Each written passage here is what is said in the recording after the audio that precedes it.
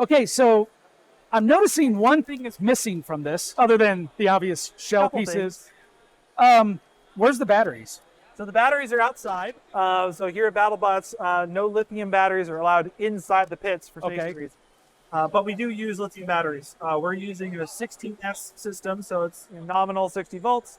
It's about 10 amp hour. It's a 9.9 amp hour pack. So it's a whole bunch of smaller lithium battery packs that we're buying from a company called Thunder Power, RC. A whole bunch of RC components, parts, right? Yep. And we gang them together and we craft this box. So we welcome to the Hypershock pit. It's very messy. That dent was there before I kicked it. So we have a battery box, wow. just like this, and we put them all in. Is this 3D printed? Yeah, so it's a 3D printed box. Carbon fiber? Carbon fiber lid, 3D printed Ultem 9085. Okay. It's high temp. And so what we do is we have some custom connectors. We went on to Newark and we bought a whole bunch of, I guess they're, oh goodness, I forgot what flavor, but they're circular connectors, contacts. Yeah. And we made custom connector housings that we screw them into the battery box. So we have this thing with all the balance connectors on either side. Oh, wow. And you just drop it in the robot. Yeah, yeah. And it's very easy from a usability standpoint. Just quickly drop the battery box in. Yeah. And then at the end of the match, when everything's on fire, you quickly rip it out. Right. And then we have a charging station that's set up to receive Do the same thing, right? You just drop it in, hit the button, and you walk away. That's brilliant. So is this like, are these just to pull out? these are our pull-out hooks. Okay. They're titanium. Yeah, I just wasn't sure pull-out because they hooks. almost look like they're thick enough to carry current. Oh, not quite. And we also have this. This is the weapon motor controller tray. Right. And it actually clicks into these. So there's a dual purpose. Got it. Just to try to Very nice. eliminate some screws. That's really, I think that's really inventive. You know, I think when I think BattleBots, I think pieces welded together, bolted together. It's almost funny to see that one of the critical systems has a 3D printed component to it. There's a lot of 3D printing here. We have a 3D printer behind us that we have a Mark IV Zonix that makes great parts.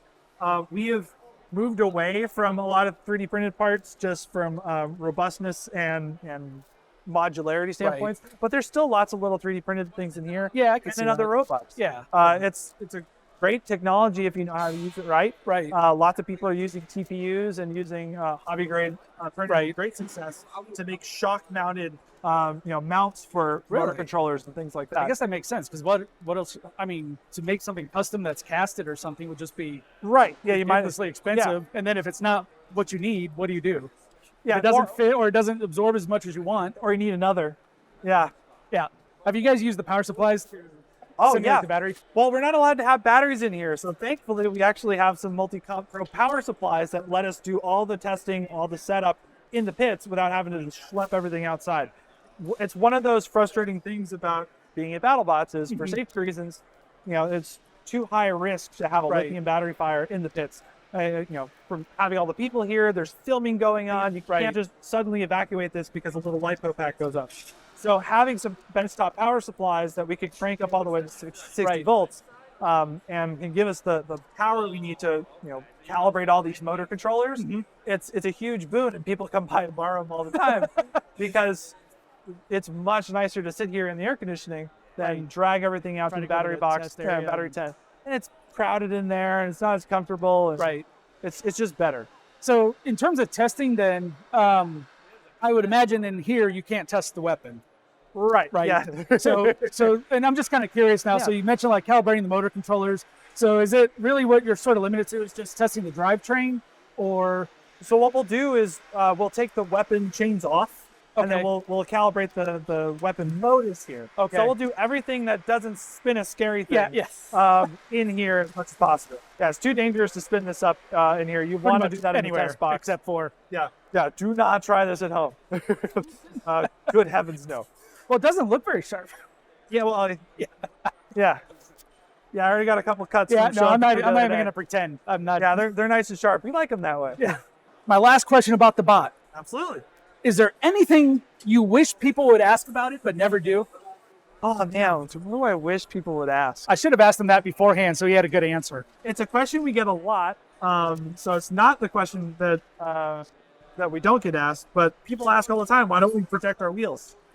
Fair and I question. love answering it.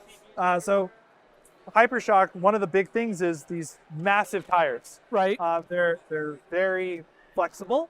They're nice and chunky, and they look like a great thing to bite on if you're an opponent. Yep. The fact of the matter is, we're all limited to a 250 pound weight, so everyone's right at the edge, and so we can protect the wheels, we can protect the rest of the expensive stuff inside, and we can have a weapon.